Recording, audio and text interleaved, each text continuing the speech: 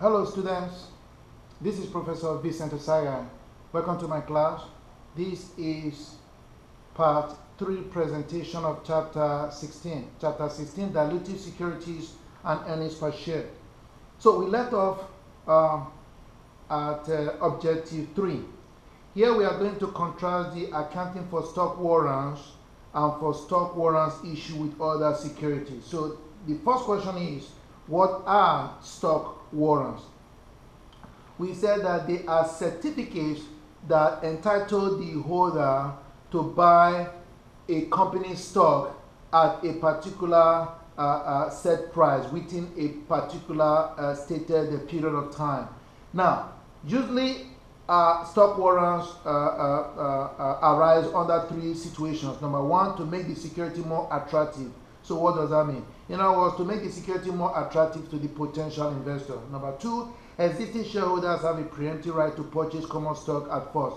So in the event that the company is issuing additional shares of the company stock, it gives the existing stockholders the right to purchase the common stock first and foremost, so that they can maintain their ownership percentage if they desire. And number 3, they also use it to the company also use it for executives and employees as a form of compensation. We also call these stock options. All right. Now, moving along, let's take a look at stock warrants issued with other securities. What are we talking about here? It's a situation whereby a stock warrant is issued in conjunction with other securities. All right. So here we say long-term options to buy common stock at a fixed price. Now, so if the stock warrants are issued along with other securities, so we actually have a situation here whereby we are dealing with whereby the company is actually technically issuing two securities, even though they are issuing it at the same time. So the question becomes, for the proceed that the company receives, so the company received $1,000 from the investor, how should we allocate this $1,000 between the stock warrant and the other security that the stock warrant was issued with? So we have 2 methods for doing so. Number 1, we call it a proportional method, and number 2, incremental method. Now let's take a look at the proportional method. Okay, we determine the value of the bonds without the warrants and the value of the warrants. So we determine the value of the 2 securities, and we use the proportional method to allocate the proceeds using the proportion of the 2 amounts based on fair values. Now let's take a look at an example of that. M company issued $1,000 bond at 101, and of course that is $1,000 denomination. They issued 2,000 of those bonds at 101. Each bond was issued with 1 detachable stock warrant. After issuance, the bonds were selling at the market at 98, and the warrants has a market value of 40. So we are going to use the proportional method to record the issuance of the bonds and warrants. So let's take a look at what happened. For the bond, we have 2,000, 1,000 denomination. Market price is 98. All right. So that is the market price, and we are going to use the market price as a basis for the allocation. So the total market value of the 2,000 bonds is 1.96 million, which is so 1.96. Now let's take a look at the warrants. 2,000 warrants, and we are told that the market value is $40. So $40 multiplied by 2,000, that gives you 80,000. So add this up. So we have 2,040,000. That is the total market value. However, how much did the company actually receive for it? All right. So it is important for us to know that the company actually received 2,020,000. How? Because the company issued 2,001,000 bonds at 101. So if you do the math, you find out that the company received $2,020,000, which is different from the total fair market value. we are zeroing in on the total fair market value as a basis for allocating or dividing what we receive between the two securities. So the total fair market value is $2,040,000 now. For the bond, that is 96%, and for the warrant, that is 4%. So you divide 1.9 million by 2.04 million, that will give you 96. You do the same thing for the 80,000, that will give you 4% for a total of 100%. So let's take a look at the allocation. So 96% of 2.02 million will give you 1.9 million. For the warrants, 2.02 million multiplied by 4% will give you 79,000. So we have now successfully allocated the proceed between the two securities based on the total fair market value of the two securities on a proportional basis. So the bond face value is 2 million.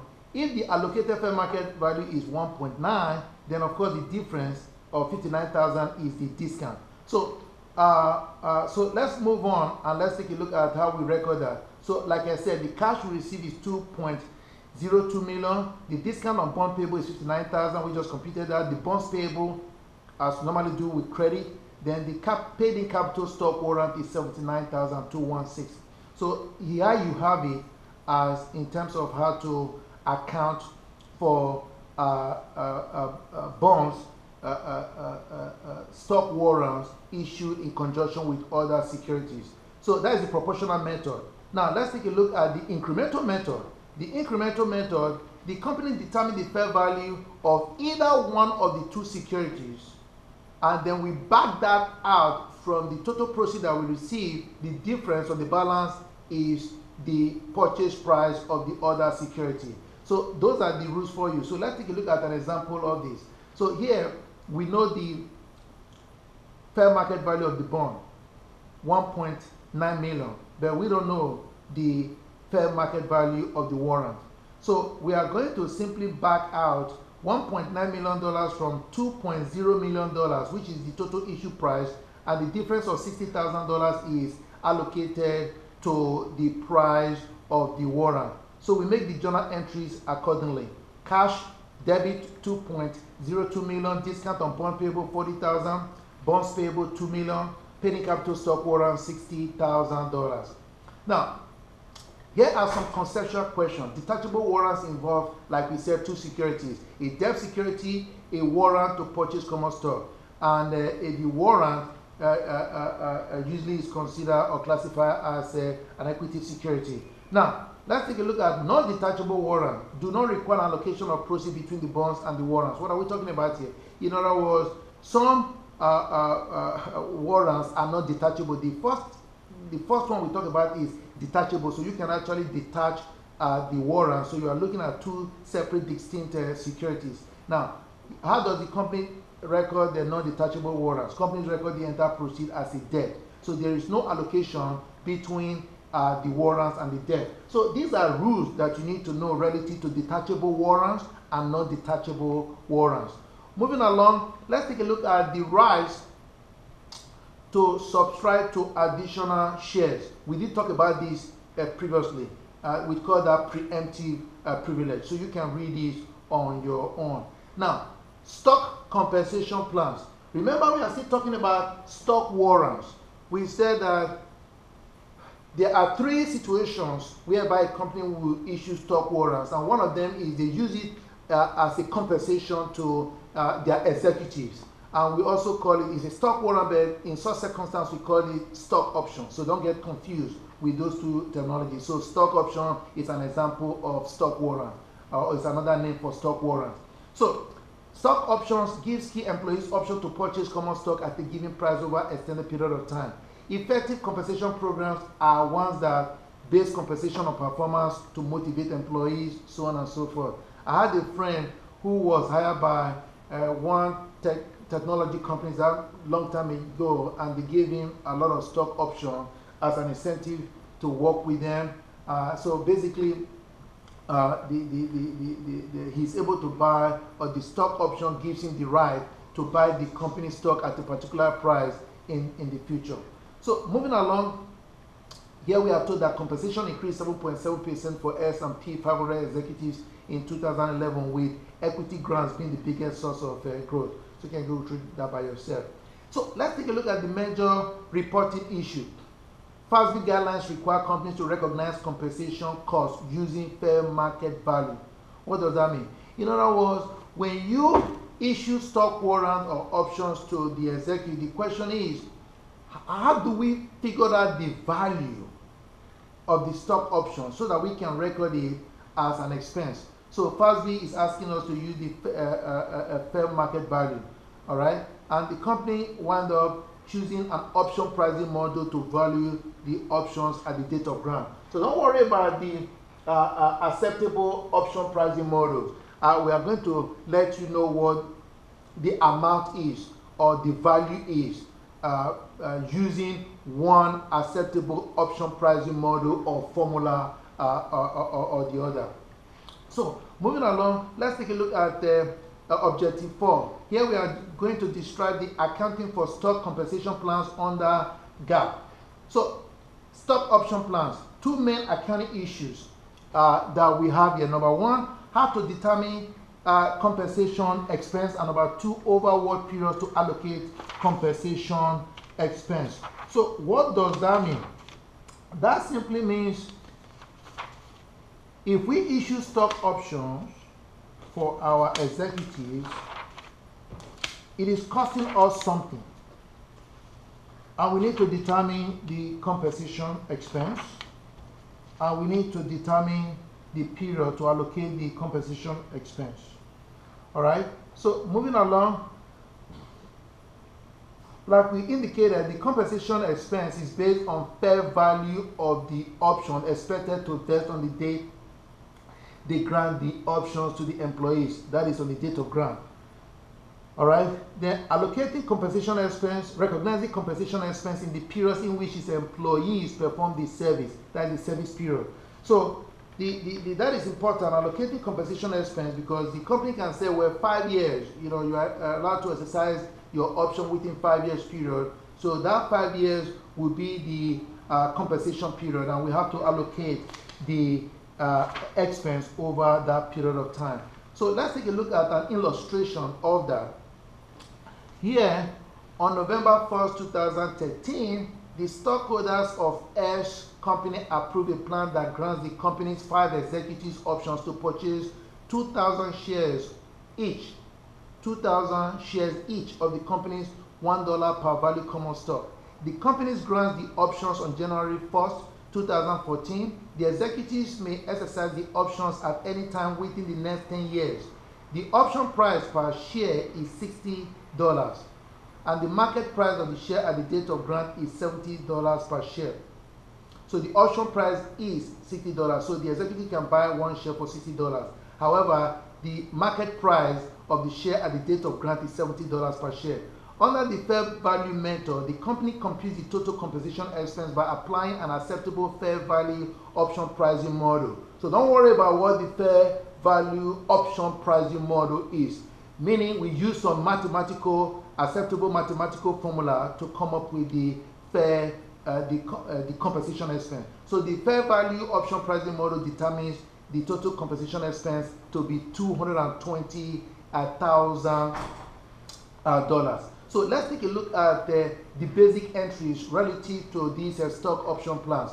So we are going to assume that the expected period of benefit is 2 years, all right, starting with the grant date. That is what the company come up with. So as we record the transaction related to this option contract as follows. Since we expect the benefit to be 2 years, or even though we ask them to exercise this over 10 years period, the compensation expense of $220,000 divided by 2, we have a compensation expense of $110,000 for the year 2014, and we credit paid-in capital stock options for $110,000.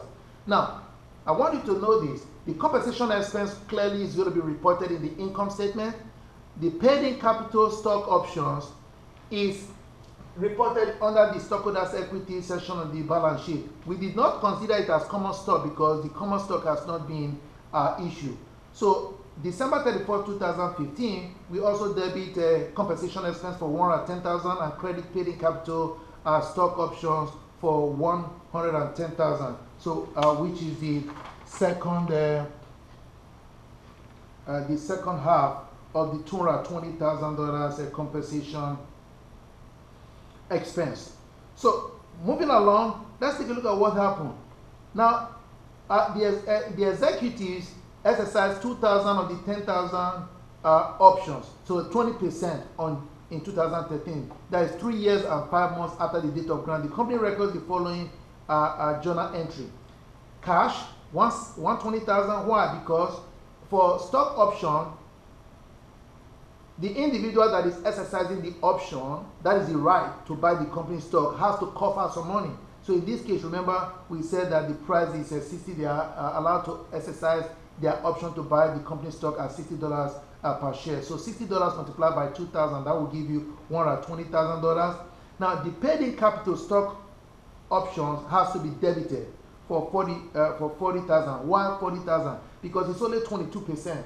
20% of the $220,000 compensation expense altogether is 44,000. So we debit paid-in capital stock option for 44,000. Then of course we credit common stock for 2,000. That is the number of shares issued multiplied by the par value. Then the difference of $162,000 is credited to paid-in capital in excess of par common.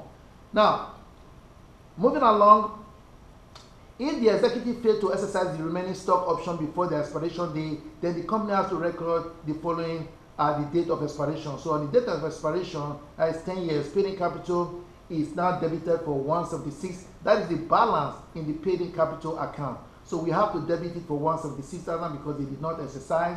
Then paid-in capital expired stock option is credited for 176,000, and the company does not adjust the compensation expense upon expiration of the options, because remember the compensation expense has been recognized in the 2 years that we anticipated. So you can go back now and revise it. So that will be the end of part 3 of chapter 16 presentation.